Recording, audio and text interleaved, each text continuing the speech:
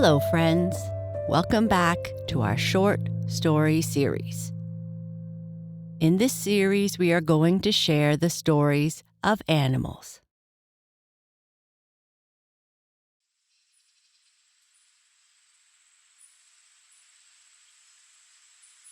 In this story, Little Bear wakes up and starts thinking about what he is going to have for breakfast. He does his stretching and listens to the sounds of the others in the house. As he heads downstairs, he hears Joe Otter wondering about his homework and decides to give him a surprise.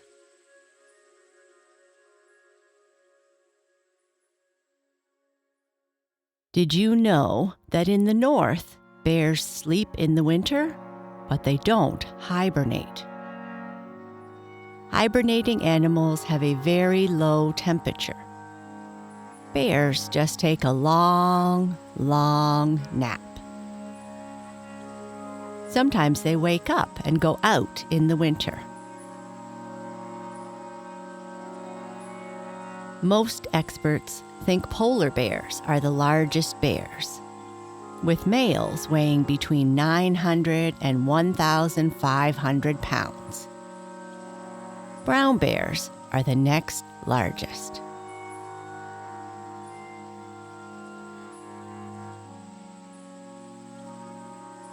Now, before we continue with our story, let's start by making sure you are comfy and taking some great, big belly breaths. Breathing in slowly through your nose and slowly out through your mouth. Notice how your belly rises as you fill yourself up with air. Breathe in and breathe out. Notice how relaxing it feels as you release the breath.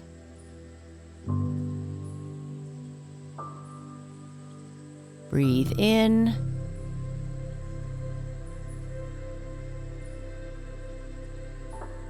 and breathe out.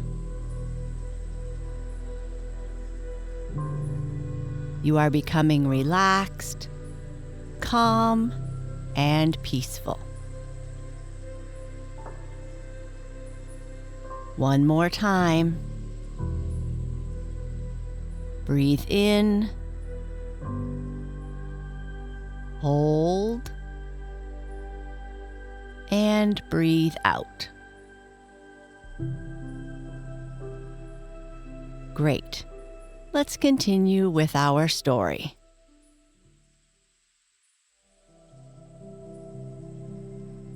Little Bear yawned as he lay on his comfortable bed under a mountain of blankets and watched the first early morning sunbeams peeping through the windows of his second-floor bedroom.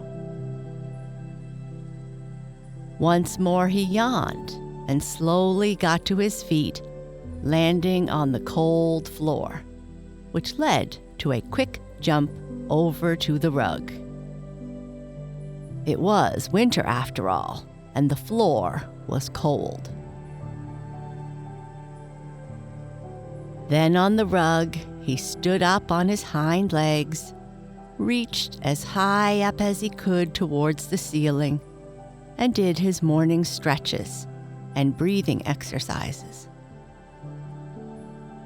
After that, he yawned until it seemed as if his jaws would crack, and then sat down on the floor with a thump to think about what he wanted for breakfast.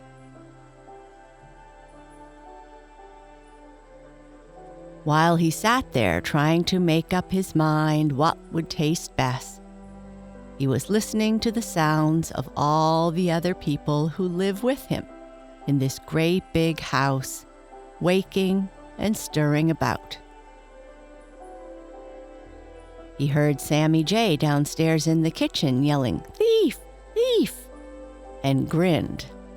"I wonder," thought Buster, "if someone has taken a big bite of Sammy's breakfast, or if he has taken a bite of the breakfast of someone else. Probably he is the one eating someone else's breakfast." He heard Chatterer the Red Squirrel in his bedroom, talking as fast as he could make his tongue go, and working himself into a terrible state. Must be that Chatterer got out of bed the wrong way this morning, thought Little Bear. He heard Blacky the Crow, who lived in the attic room, cawing at the top of his lungs, and he knew by the sound that Blacky was getting into trouble of some kind. Maybe Blacky made a mess of the garbage again, and Grandma Elk was giving her a scolding. He heard the sweet voices of the happy little singers, the twins, Mary and Jane, and they were good to hear. But most of all, he listened to a merry, silvery howl that never stopped, but went on and on, until he just felt as if he must howl too. It was the voice of Old Gray Wolf, and he was obviously busy preparing a healthy breakfast for this family that lived in the house. "I wonder what Gray Wolf is making," Little Bear said in his deep, grumbly-rumbly voice, to no one in particular. "I bet it's honey cakes, pancakes, and milk tea with honey." He shuffled down the stairs from his bedroom to the first floor, taking care not to make the teeniest, weeniest bit of noise. He even avoided the creak in the steps. It just so happened that he heard another member of the family in the living room making a commotion about not knowing where his homework was. It was Little Joe Otter.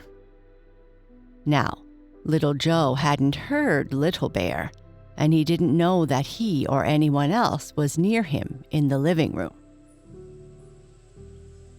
Little Bear tiptoed very softly, so softly and slowly until he was right behind Little Joe.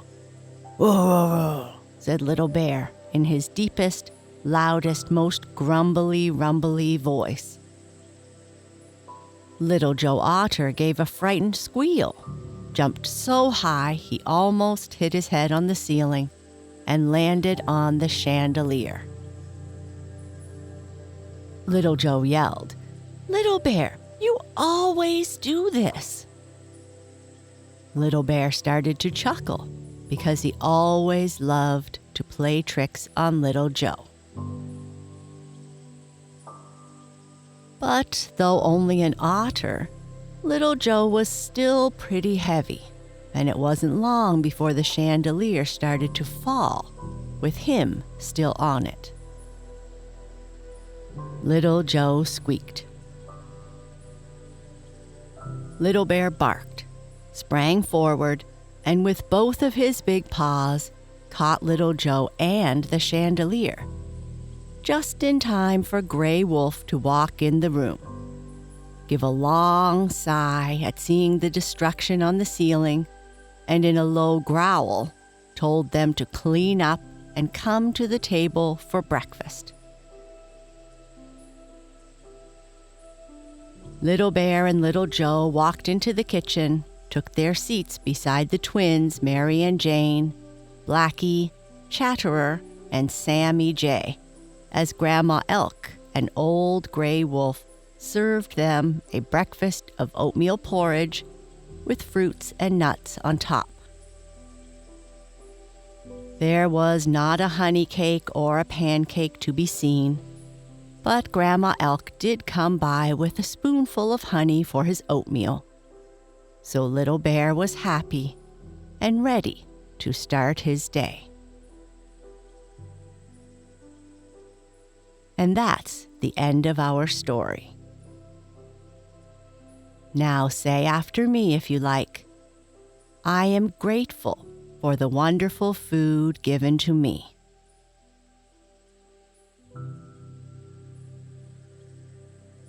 I am confident and capable. I am loved. I am calm, relaxed, and peaceful. Sleep tight.